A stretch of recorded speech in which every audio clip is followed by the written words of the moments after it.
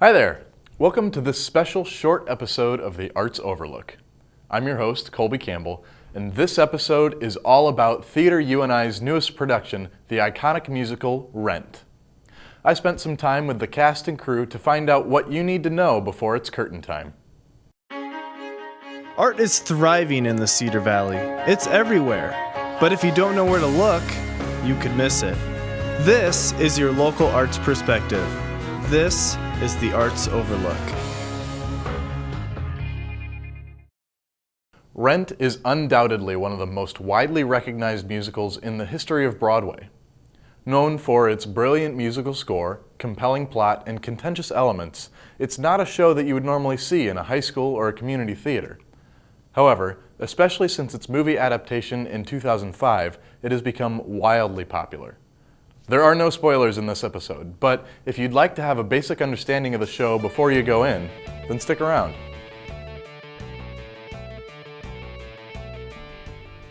Rent is narrated by this guy Mark, and he and Roger can't pay the rent. Well, we've discussed as a group that this is Friends, the 1990s TV show, with AIDS. And then Roger meets up with this chick Mimi, who's a total heroin addict. She's a mess. And it's based on the Puccini opera La Boheme. It has a lot of themes, right? AIDS, homelessness, drug addiction, that are very contemporary, but the plot, the actual story, is boy meets girl, and then the evil landlord wants the rent. So it's kind of like Dudley Do-Right cartoon. You know, you have the evil landlord, and the Mountie is going to save the girl from being a drug addict and before the villain can tie her to the railroad tracks. I mean, it's a very 19th century melodrama. And so Mark goes and helps Maureen out, even though they broke up, and Joanne ends up being there, and Mark and Joanne are like, oh, Maureen, we love her, but she's a real terrible person. We have a filmmaker who keeps delaying making his movie. We have a songwriter who can't write a song. We have a performance artist. We have a philosophy professor who can't keep a job. And this sense of how are these people overcoming these failures, these obstacles that they met in their life. So you do have the core story is these friends who want to live on their artist lifestyle, you know, on this bohemian lifestyle when you're in the 90s and you really can't do that.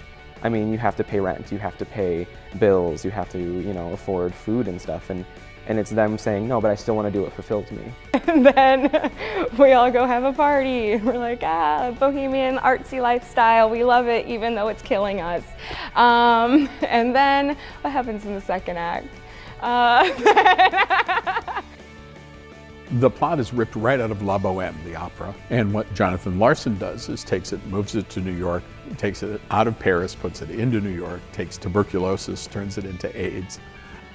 It's basically just how all of these characters, their plots, their life plots intertwine, and how they kind of realize how they each, what roles they play in each other's lives. My character at one point says in the show, friendship is thicker than blood. That friendship is thicker than anything that these characters have had to encounter. Maureen is a hoot and a half. She is a performance artist in New York who's not really good at performance art, but it is her passion and she loves it more than anything else. Finding Mimi as a person is sort of a challenge because at the beginning she's just so deep and just has so much to her that it was sort of at the beginning I was just kind of skimming the surface. And now that I've begun to work with her for a few months, I'm really starting to get into who she is and how she acts and what she sounds like and her struggles. And I think it's been really hard, but it's starting to pay off big time.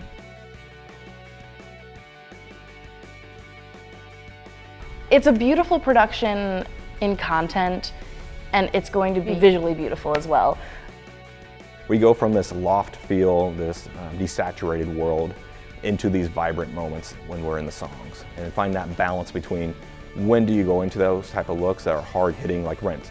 And there's other times where you got Mimi and Roger, and it's a very quiet moment between them. You got to keep it very subtle. And finding when emotionally are you going to change the lighting to match the actor's emotion, or when you let them do the work completely by themselves.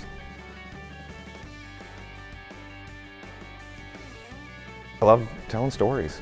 I can't act. I fully know I can't act. I connect heavily with music.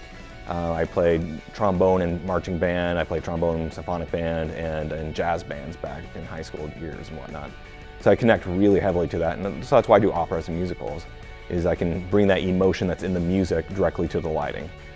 I can take a moment where you have someone, a lover's crying about her other lover that just died, and just by a subtle shift of lighting, the audience will cry. Things like that. That's why I do it. It's that storytelling aspect. Oh, I definitely think it's important for the community to come out and see Rent. There are over 100 people involved in what's going on stage. And for a community to support that many people doing what they love to do, and I think taking away a really powerful message, which is, love your friends, love your family, love everybody, because there's no day but today. That's the mantra that we say over and over, that there really is no day but today, is so powerful, and I think anybody would benefit from that message. People who come to see the show will be able to see how close we've all gotten as a cast and how much we all mean to each other. So that's definitely something that the show reflects a lot.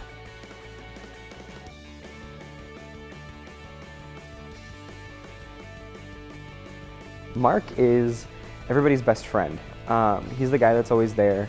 In terms of the show, he's the narrator. He's the observer. So he's always got his camera. He's always filming every moment, really trying to capture his friends' lives. And then I think, in turn, is able to retell the story. It's the joke that Mark's always alone, but it's true. I mean, because he's not in that relationship, he has that outside observer standpoint that no one else really gets in the show, and in turn gets to pass that along to the audience. So I have these really cool moments where I get to break that fourth wall and just recap, here's where we are now. The camera represents it's the journey. In the end, you're able to record and then show off this journey that the whole entire group went on. It's the one thing that sees it all. And it truly his goal, he states it in the opening scene, Mark's goal is to shoot an entire film without a script. And so the script he's given is the year that his friends live. And so to be able to shoot that year, and then at the end of the show, in the finale, to be able to turn on this documentary, which is just clips and a reel of this entire year his friends went through a relationship starting, you've got this sickness that's going through, you've got happy moments, you've got sad moments, you've got devastating moments, and then you've got these moments where he's all alone. And so that film, that camera truly represents being able to capture every single moment that happens in the show. And then it is the ability to be able to retell it, to retell that story.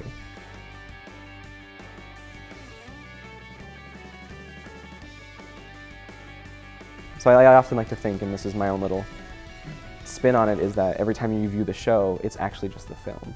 It's Mark's retelling of the story. It did happen in the 90s, but now you're viewing it in 2015, and it's through Mark's lens.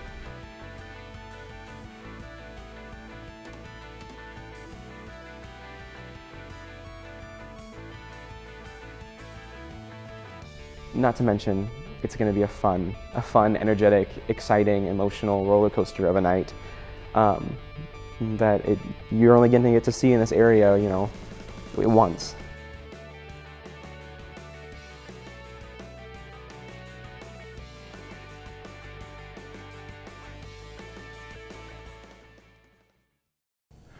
Rent will run at Theater UNI from October 29th through November 8th.